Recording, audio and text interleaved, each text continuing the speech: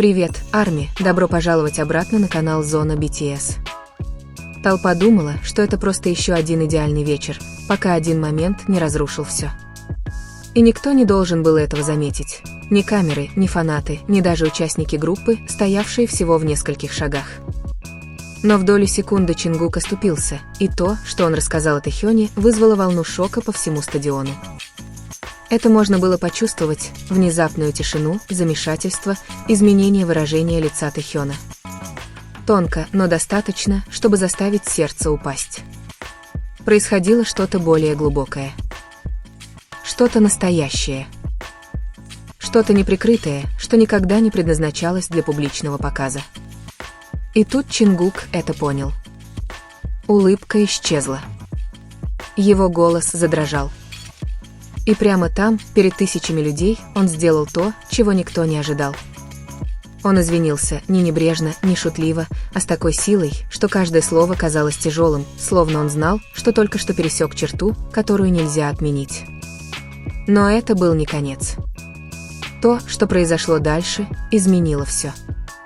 Чингук не убежал от этого. Он не отмахнулся от этого.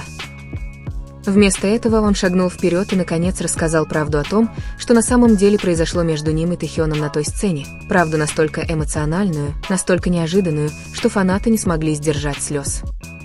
И когда до него дошло, вся атмосфера изменилась, от шока до разбитого сердца, а затем до чего-то, чего никто не ожидал, облегчения.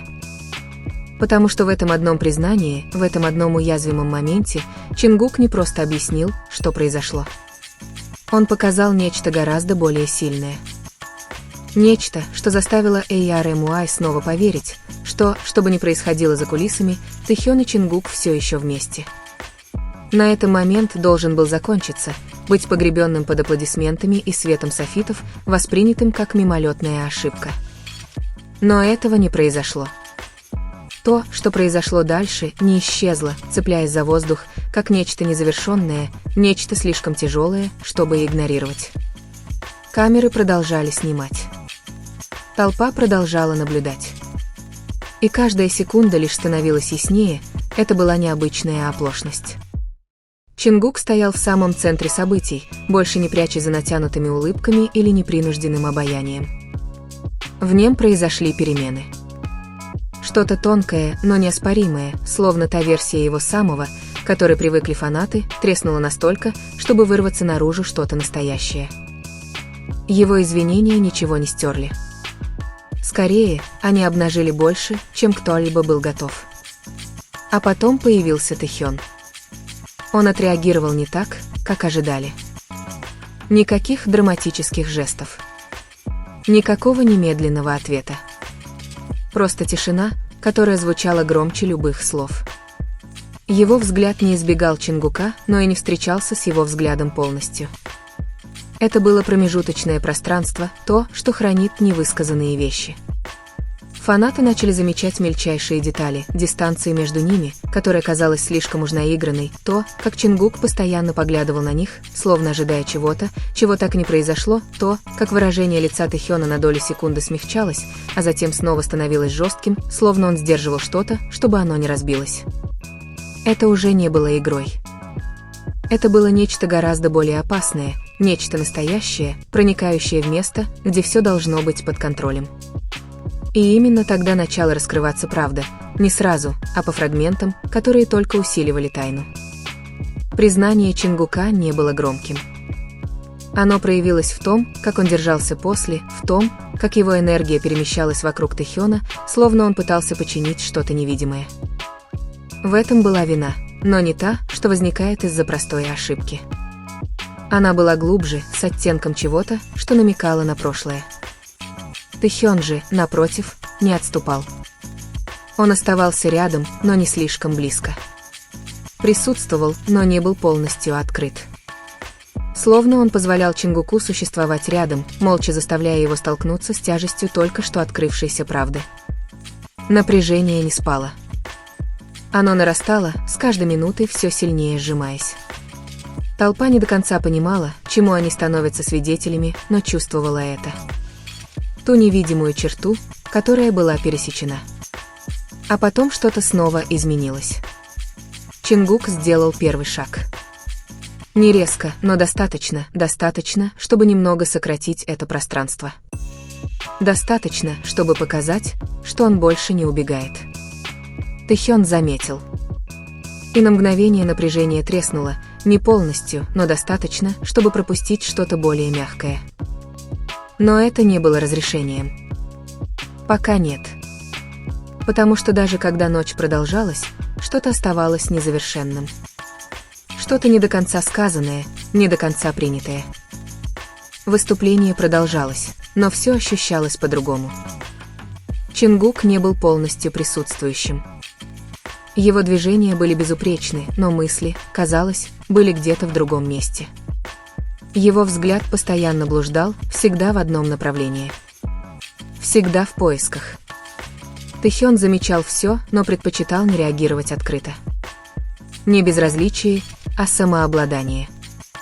А самообладание существует только тогда, когда что-то внутри пытается не сломаться. Расстояние между ними стало самостоятельным языком, недостаточно большим, чтобы быть разделением «нет». Недостаточно близко, чтобы чувствовать себя комфортно. Фанаты ощущали это сильнее. Каждый взгляд, каждое близкое взаимодействие были наполнены смыслом. И затем, во время тихого перехода, Чингук снова замешкался, но на этот раз он не отстранился. Он остался. Достаточно долго, чтобы Тэхён это почувствовал. Достаточно долго, чтобы напряжение накалилось. Тэхён слегка повернулся. Недостаточно, чтобы камеры это заметили, но достаточно, чтобы это стало очевидно. И тогда стало ясно. Это еще не конец. Чингук не сказал всей правды. И Тэхён все еще ждал. По мере приближения финальной части атмосфера становилась все более хрупкой. Чингук шагнул вперед, на этот раз намеренно, сокращая расстояние. Воздух мгновенно изменился. Это была не хореография. Это было реально. Его самообладание пошатнулось, ровно настолько, чтобы его взгляд остался прикованным к нему. И Тэхён наконец отреагировал, не драматично, а искренне. Смягчение. Тихое принятие. Напряжение трансформировалось. Больше не дистанция, а притяжение. И тут это случилось. Момент такой маленький, но такой тяжелый. Чингук не отступил. Тэхён не отошел. Никакого грандиозного жеста. Никакого ясного объяснения. Просто это. И каким-то образом это сделало все еще глубже. Музыка вернулась. Выступление закончилось. Но то, что произошло в эти тихие секунды, витало далеко за пределами сцены. За кулисами тишина казалась тяжелее, чем предыдущий шум. Чингук вошел первым, все еще неся на себе груз ответственности. Тэхён последовал за ним, не избегая, не торопясь. Просто присутствие. Никакой публики. Никаких камер. Никакого выступления. Только правда. Тишина растянулась, густая и неизбежная. Чингук снова почувствовал нарастающее давление. Его прежние извинения теперь казались незначительными, почти бессмысленными. Потому что то, что произошло, было не просто ошибкой. Это был перелом. А переломы не исчезают с извинениями. Тэхён не отводил взгляда. Он ждал. Не очередных извинений, а той части, которую Чингук не сказал. Той части, которую он почти раскрыл, но так и не закончил. Чингук тяжело сглотнул, тяжесть всего давила на него так, что казалось, из нее невозможно вырваться. «Я не хотел, чтобы это так вырвалось». Его голос стал тише, лишенный уверенности, которую он демонстрировал перед тысячами людей. Но это и не было ошибкой. Вот в чем заключался сдвиг. Тонкий, но неоспоримый. Я слишком долго это держал в себе. Слова повисли в воздухе, хрупкие, но их невозможно было взять обратно. И каждый раз, когда я стоял рядом с тобой, мне становилось все труднее притворяться. Он больше не ходил вокруг да около. Я не хотел ничего разрушить, то, что у нас есть. И когда это вырвалось на сцене, это было не потому, что я потерял контроль. Пауза. Он выдохнул. Это потому, что я устал это скрывать. На этот раз Тэхён отреагировал. Ты думаешь, я не заметил? Ты был не единственным, кто пытался притворяться. Чингук замер. Не только ты. Снова тишина, но теперь другая. Так почему ты ничего не сказал? Потому что, однажды сказано, пути назад нет. Мы уже перешли эту черту. Тэхён не стал отрицать. Тогда что же нам делать? Перестать притворяться, что ничего не произошло. А если это все изменит? Уже изменило. Эта правда ударила сильнее всего. Если мы больше не будем притворяться, то что это? Это то, чему мы не осмелились дать название. А теперь? Теперь мы решим, готовы ли мы. А если готовы? Тогда мы перестанем стоять на краю и встретимся лицом к лицу. В воздухе повисло напряжение. Никакого напряжения. Никакого страха. Только правда. Только присутствие. Только тихое осознание того, что бы это ни было. Это никогда не было односторонним. И все же, даже сейчас, оставалось еще одно, чего ни один из них не сказал. Не потому, что они этого не чувствовали, но потому что, произнеся это вслух, это сделало бы все необратимым. Чингук вздохнул. Его губы приоткрылись. Но на долю секунды. Он все еще не говорил. Потому что это был момент, когда все либо рухнет, либо наконец-то соберется воедино. Дыхание Чингука дрожало, когда тишина затянулась на секунду дольше, чем нужно. Этот хрупкий момент, тот, что балансирует между страхом и правдой, отказывался ждать дольше. Я. Его голос дрогнул. Не громко. Не драматично. Но достаточно. Достаточно, чтобы обнажить все, что он пытался сдержать. Тэхён не двинулся с места. Не перебил. Но что-то в его глазах смягчилось еще больше, словно он уже знал, что произойдет, словно он стоял в этом самом месте задолго до того, как Чингук туда добрался. Чингук на мгновение закрыл глаза, собирая остатки своей смелости. И тут. Я забочусь о тебе больше, чем следовало бы. Слова наконец вырвались из него. Тихо. Не отшлифовано. Но бесспорно реально. Комната никак не отреагировала. Мир не изменился. Но между ними все изменилось. Выражение лица Тэхёна изменилось, не от шока, не от замешательства, а от узнавания. Словно что-то невысказанное наконец обрело форму, что-то, существовавшее задолго до того, как кто-либо из них осмелился это признать. Чингук тяжело вздохнул, плечи его опустились. Он слегка паник, словно груз, который он нес, наконец-то нашел свое место. «Я пытался игнорировать это», — продолжил он, голос его едва держался. Пытался вести себя так, будто это просто мы. Просто нормально. Но мне это никогда не казалось нормальным. Его взгляд снова встретился с взглядом Тэхёна. На этот раз без колебаний. Как бы я ни убеждал себя, что это ничего, это всегда была ты. Признание повисло между ними, тяжелее всего, что было раньше, но не удушающее. Успокаивающее. Настоящее. И впервые за эту ночь Тэхён не сдерживался. Он подошел ближе. Неосторожно. Не сдержанно. Но честно. Достаточно близко, чтобы не осталось места для сомнений. «Ты правда думаешь, что я этого не чувствовал?» Тихо спросил он. Дыхание Чингука перехватило. Потому что этот ответ Этот тихий, спокойный ответ. Это было все. Взгляд Тэхёна не дрогнул. Я просто не знал, готов ли ты это признать. Напряжение, которое держалось между ними всю ночь, наконец-то рассеялось. Не в хаос, не в замешательство, а во что-то более тихое, в что-то определенное. Чингук выдохнул, и это чуть не переросло в смех, хотя в нем не было юмора, только недоверие, облегчение и что-то опасно близкое к счастью. «Так, и что теперь?»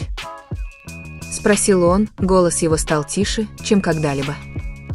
Тэхён не ответил сразу. Ему это было и не нужно. Потому что вместо этого он полностью сократил расстояние.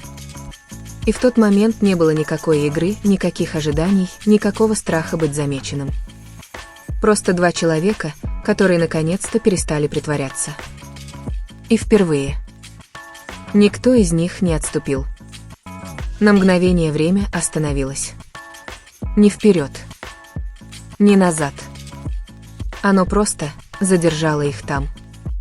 Чингук чувствовал это, близость, тепло, неоспоримую реальность происходящего.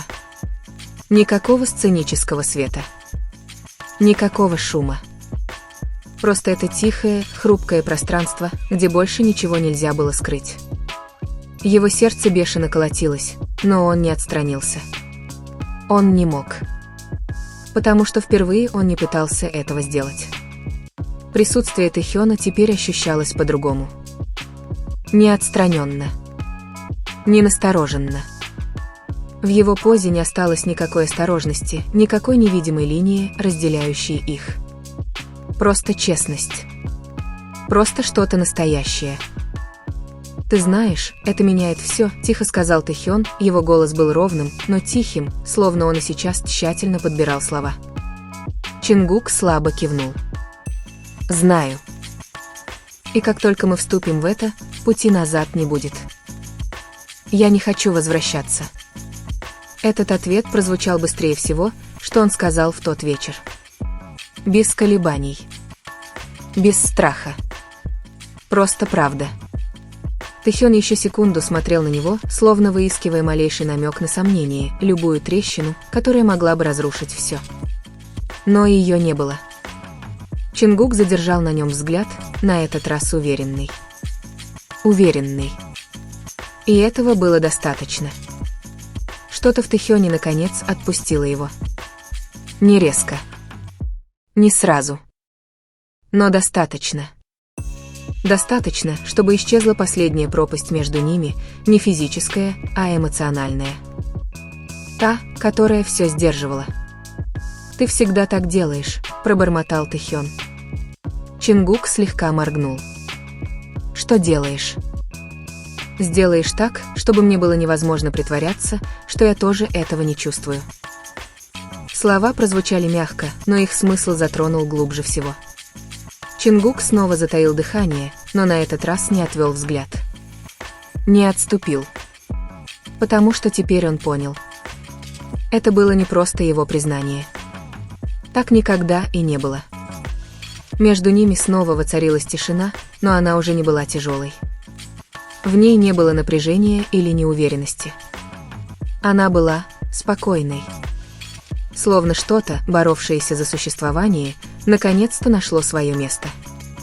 И затем, медленно, осторожно, Чингук протянул руку. Не торопясь. Не неуверенно. Просто по-настоящему. Его рука слегка коснулась руки Тэхёна, легкое прикосновение, почти нерешительное, но намеренное. Вопрос. Не произнесенный вслух. Но ясный.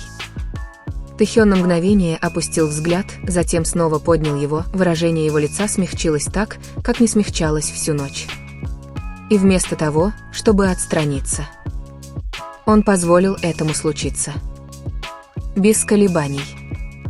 Без сопротивления. Просто принятие. Их пальцы не переплелись полностью. Пока нет. Но и не расстались. И это почему-то показалось еще более значимым. Потому что дело было не в том, чтобы спешить. Дело было не в том, чтобы что-то доказывать. Дело было в выборе. Шаг за шагом. Вместе.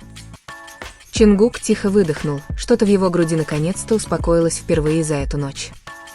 «Чувствую себя по-другому», — тихо признался он. Тэхён кивнул. «Да». Еще одна пауза. Но на этот раз ни один из них не чувствовал необходимости ее заполнить. Потому что больше ничего не хватало. Все, что нужно было сказать, было сказано. Или, по крайней мере, достаточно, чтобы начать. Большой палец Тэхёна слегка двинулся, едва заметное движение, но оно тихонько успокоило пространство между ними. «Нам не нужно все выяснять сегодня вечером», — сказал он. Чингук слегка кивнул. «Да, думаю, если бы мы попытались, мы бы все испортили». На губах Тэхёна появилась легкая улыбка, мягкая. Настоящий, непринужденный. Наверное. Этот крошечный миг легкости прорвал все остальное, не стерев произошедшее, а смягчив его. Создав ощущение возможности. Не идеального. Не простого. Но настоящего. И впервые с того момента на сцене. Этого было достаточно. Снаружи все еще царил шум мира. Фанаты, свет, ожидание – все это ждало за той дверью. Но внутри не было никакого давления. Никакого представления. Никакого притворства. Просто два человека, которые наконец перестали убегать от того, что всегда было рядом. Чингук на мгновение взглянул на дверь, затем снова на Тэхёна. «Наверное, нам стоит вернуться», – тихо сказал он. Тэхён не стал спорить. Но и не двинулся с места сразу. «Да, нам стоит». И все же. Никто из них не отпустил руки. Не сразу. Потому что, выйдя обратно, они вернулись в мир, где это, что бы это ни было, уже не будет простым. Где это снова придется скрывать. Контролировать. Тщательно контролировать. И они оба это знали. Чингук слегка сжал руку, не настолько, чтобы крепко держать, просто чтобы что-то сказать без слов. Тэхён понял. Конечно, понял. «Мы во всем разберемся», — тихо сказал он. Не как вопрос. Не как надежда. А как обещание. Чингук кивнул. И на этот раз. Когда они наконец отошли друг от друга. Это не ощущалось как расстояние. Это не ощущалось как потеря. Потому что что-то уже изменилось. Что-то, что не исчезнет в тот момент, когда они вернутся на свет. Что-то тихое. Что-то сильное. Что-то настоящее. И даже когда шум вернулся, когда мир снова хлынул внутрь, и все снаружи снова потребовало их внимания. Этот момент остался с ними. Незаметный. Невысказанный. Но больше не скрытый.